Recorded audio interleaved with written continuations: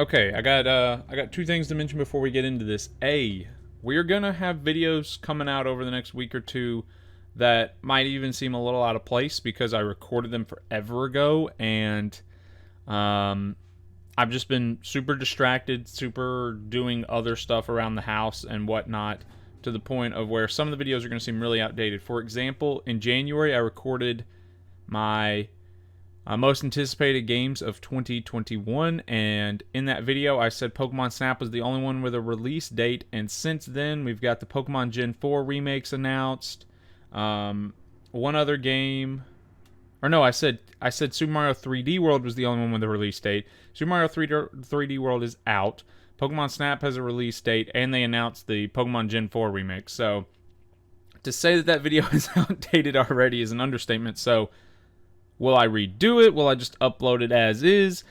I don't know, because I did it like back in January or something like that, maybe early February. So again, a little outdated. I did it obviously before 3D World came out, and we got a video game pickups videos coming out that's been done for like 2 weeks. I just need to get it out. Like, I could go into the deep psychology of it, but I won't. I'll just say that I need to sit down and actually concentrate on getting videos up and streaming more.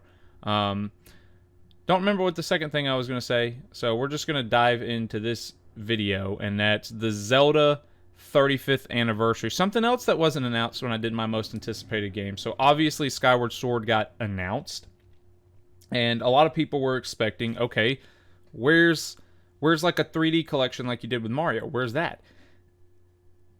And I don't know if I ever ended up making the video public. On my blog, because I do a blog, I did top 5 Zelda games that need to be remade, and I was going to turn that into a video. At this point, I don't remember if I did that or not. Like I said, I need to come back like focused. But this video popped into my head where Jessica and she said, explain to me the Zelda timeline. Like, where is Breath of the Wild in this, and Skyward Sword, and all of this, because she didn't grow up playing Zelda games. Zelda's a franchise that she's kind of discovered through me, so she was like, explain this to me. So I pulled up, it might have been this website, it might not have. I pulled up the timeline. Pardon me for a second. I pulled up the Zelda timeline and I started reading it to her. Okay, so you'll notice that there are 3 timelines. There's the Adult Link, Child Link, and the Fallen Hero. Now, I'm not going to sit here and read every single article. If you want, you can go to zelda.gamepedia.com/Zelda Timeline, and you can view it for yourself. But essentially, I was watching the Switch just turned 4 years old, and a lot of people were talking about what last year meant for the console, which was the Mario 35th anniversary, and what this year would entail for the Switch, which a lot of people point to Zelda 35th anniversary. And that got me thinking, oh my gosh, what if they do it this way? Okay, now this isn't the video where I talk about the most realistic outcomes for the 35th anniversary. This isn't that video. This is an idea that Nintendo would probably never do, and I will address that in the video, okay?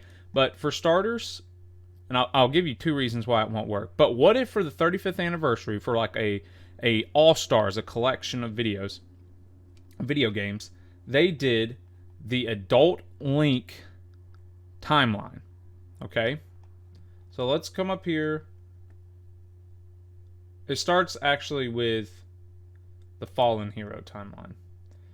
So this is Link Dies, right? And that sets us up for A Link to the Past. So this would be your collection. You'd get Link to the Past, Link's Awakening, Oracle of Seasons, Oracle of Ages, A Link Between Worlds, Triforce Heroes, Legend of Zelda 1, and Legend of Zelda 2. Not a bad set. Not a bad set. It may be the weakest, but it's still not a bad set. Then you would have the Child timeline. Majora's Mask, Twilight Princess, Four Swords Adventures. Yes, it's only 3 games, but I think a lot of people would go to bat for Majora's Mask and Twilight Princess. I haven't played Four Swords Adventures much, so maybe people would go to bat for that too. I don't know. And then lastly is the Adult timeline, which would give us Wind Waker, Phantom's Hourglass, Spirit Tracks. A lot of people would probably say this is the weakest, but Wind Waker is great. And I think I've played Phantom's Hourglass. It's pretty good. I haven't beat it or anything, but I got it when it came out. Played it a good bit. Never beat it, but I did like it. Okay. Now, again, I'm not going to read all these paragraphs or anything like that. There are some inherent flaws with some of these bundles. Okay, I understand that. Triforce Heroes, they could probably easily fix the 3-player dynamic to work on the Switch.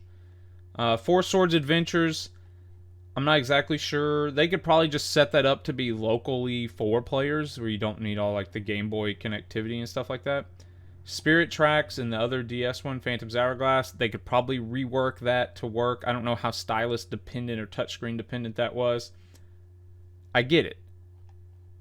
Those are potentially flaws, but they brought Wonderful 101. They brought some other touchpad or gamepad dependent games to the Switch. So I think they can make each of these bundles work. So I'm not going to count that as a major flaw.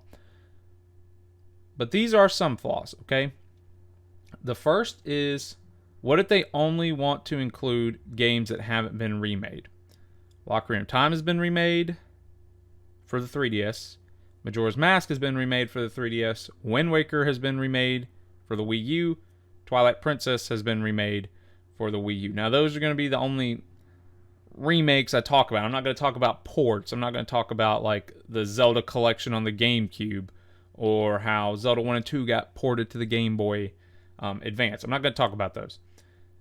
So maybe they want to give some time in the sun to games that haven't been remade. I don't think that's the case, because I think the 4 games most likely to be brought over are, not counting Skyward Sword, of course, is Ocarina of Time, Majora's Mask, Twilight Princess, and Wind Waker. Hello, those are the 4 games that have already been remade, so to speak. So, I don't think they're going to use that logic. Now, the second, and this may be, the more glaring, is would they do a 4th bundle for before the timeline split? So in that case, you would get Skyward Sword, Minish Cap, Four Swords, and Ocarina of Time. Now, here is potentially the biggest flaw with this system, is Skyward Sword is getting its own release. If they did, when they announced Skyward Sword, if they included it in a bundle with the Minish Cap, Four Swords, and Ocarina of Time, then obviously this idea would have a whole lot of credence to it. But since they just released Skyward Sword on their own, that's kind of a big flaw in the system. Now, they could release Minish Cap, Four Swords, and Ocarina of Time and tell you to just go buy Skyward Sword and call this the... what would they even call that? The Hero of Time bundle, I guess. But, yeah, this is part of a big flaw with the system, is that there are 4 games before the timeline even splits. Skyward Sword, Minish Cap, Four Swords, and Ocarina of Time. That's a pretty big... they'd have to do something about this. Now, what I consider the biggest flaw, the reason they wouldn't do this, is this would only appeal to hardcore fans. Everyone else would wonder, what the heck? Because, again, this isn't the video where I talk about what I think they'll do, but if they remake Ocarina of Time, it is almost assuredly going to be with Majora's Mask or Twilight Princess. That doesn't exist in this setup of doing it. You know what I mean? So, I think this is a great idea. It would help people visualize the timeline. They could say, oh, this is before the timeline split. Oh, this is the Fallen Hero timeline split. Oh, okay, now I have a visual reference. But I just think the general audience who's playing Zelda, they don't care. It's probably like a very small minority of us who really care about, the timeline and where everything falls in place and yada, yada, yada, yada. Now, another flaw. Now, again, remember, I preface this with, this is something Nintendo most likely will not do, but it is very cool. The other biggest flaw here is that with Breath of the Wild, the director pretty much came out and said, yeah, every Zelda game before this is a myth. And where those myths were heroes and legends, the line blurs.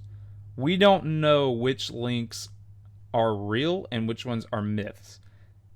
So with that in mind, like, they've already come out and said, the Zelda timeline's open for interpretation. We don't want to fit ourselves into a hole. We'd like to have it as flexible as possible. That way we can revisit the timeline as much as we want. And we don't be like, oh man, how does this fit into the timeline? So by doing this, they would be acknowledging the timeline, which they have done, of course. But now they've kind of almost about-faced and said, well, the timeline's a thing, but we don't want to lock ourselves into it. And by doing this, they would be locking themselves into the timeline.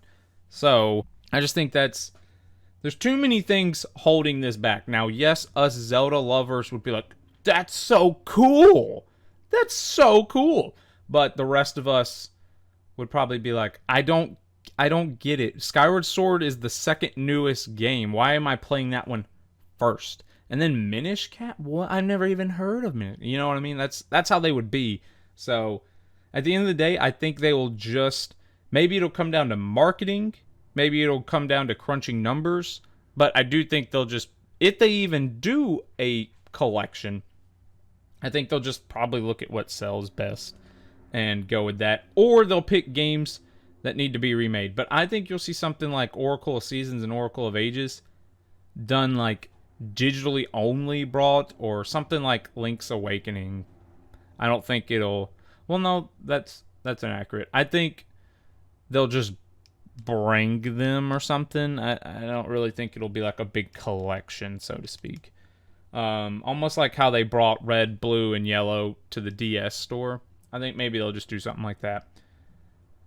Yeah, I think this would be great, but I just gave 4 or 5 reasons for why Nintendo will probably never do this. So really all I'm going to ask you guys isn't, do you think they'll do this? Because I don't think they will, quite frankly. Do you think they're going to do a collection, or do you think Skyward Sword and potentially Breath of the Wild 2 is all we're getting this year? Not that we would have anything to complain about if that was the case. Or do you think they're going to do a bundle? And if you do, what are they gonna do? And if they did do something like this, is that an idea you like, or are you of the mindset of, what, this is too confusing? I don't get this. A timeline splits into 3. What are we talking about? Like, where do you fall in the spectrum? Not yes or no, you think this is going to happen. Because I'm the one making this video, and I don't even think it's going to happen. So that's going to do it for me. Like I said, I'll probably try to make a video over what I actually think they'll do. We've got video game pickups. We've got a couple of different videos we need to get out, so I'm going to get to it. So thank you guys so much for watching. Again, let me know what you think down below, and I'll see you in the next one.